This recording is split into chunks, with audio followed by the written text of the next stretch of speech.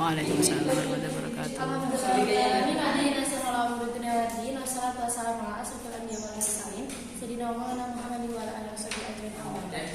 Yang terhormat untuk Abi Hanif Nurida selaku pengasuh Pondok Pesantren Sepekan Mari Tidak dan jajaran Dewan Guru, khususnya buat Miss Alfi, guru pengampu mata pelajaran kimia dan seluruh jajaran dan teman-teman yang secerita dari saya sayangi.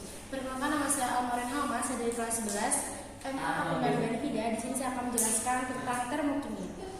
Termokimia itu apa sih? Termokimia itu juga bisa disebut perubahan entalpi yang memindahkan satu energi ke energi yang lain. Terus energi sendiri itu tidak dapat diciptakan, tapi hanya bisa Berubah dari bentuk satu ke bentuknya. Nah, di dalam entalpi itu juga terdapat total energi dalam yang disimbolkan dengan huruf E besar. Dan selanjutnya itu kita harus menentukan sistem serta lingkungan. Sistem sendiri itu apa, lingkungan itu apa. Nah, jadi ini tuh untuk mengetahui perpindahan kalor dan materi.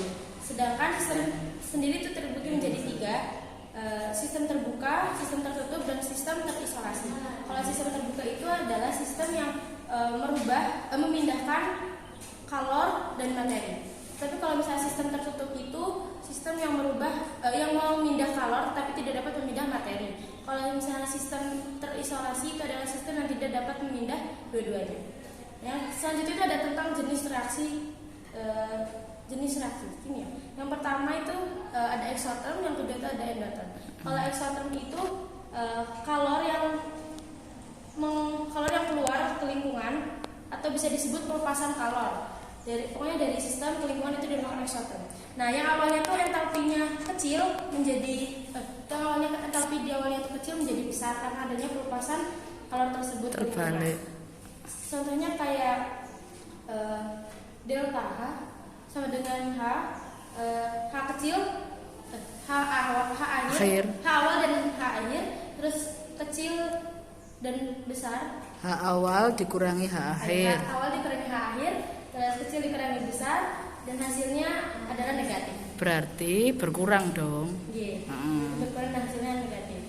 Yang kedua itu ada endoterm atau penyerapan kalor dari lingkungan ke sistem yang awalnya itu entalpinya itu besar, tapi karena penyerapan menjadi kecil. Contohnya seperti delta H awal dikurangi H akhir, kecil kebalik, H akhir kurangi H awal, kecil dikurangi besar, dan hasilnya itu adalah positif. Kecil dikurangi besar bukannya negatif, Nduk.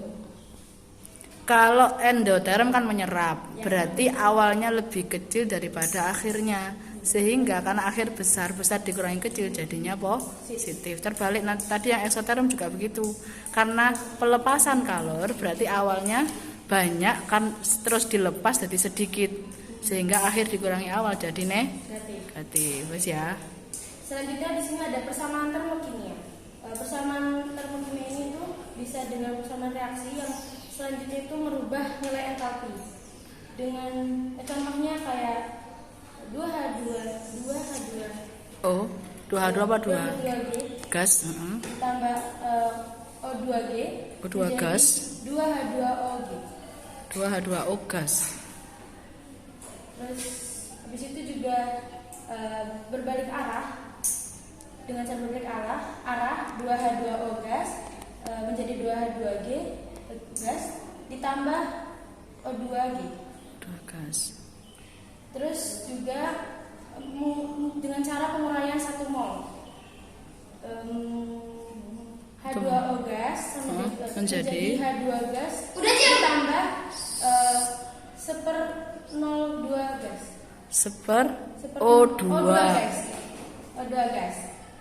Pokoknya dibagi 2 kalau pengurangan 1 mol. Kalau misalnya pengurangan 2 mol itu sebaliknya. Nah, kalau misalnya pembentukannya itu bernilai positif, maka entalpinya itu bernilai negatif atau sebaliknya. Iya, betul. Nah, selanjutnya ada diagram tingkat energi. Diagram tingkat energi ini untuk mengetahui nilai perubahan entalpi melalui diagram. Contohnya di sini ada pencarian es batu dan pembekuan es batu. Kalau pencarian es batu itu karena dia adalah reaksi endoterm, maka apa? Dan menjadi diagramnya? hasilnya Diagramnya? menjadi positif. Diagramnya Diagramnya naik atau turun? Naik. Menjadi positif. Nah, kalau misalnya pembekuan es batu itu diagramnya turun dan hasilnya itu adalah negatif. Karena terjadi pelepasan. Pelepasan apa? Pelepasan kalor dari sistem ke lingkungan. Oke. Sekian dari saya, mohon maaf, semoga bermanfaat. Wassalamualaikum warahmatullahi wabarakatuh. Waalaikumsalam warahmatullahi wabarakatuh. Oke.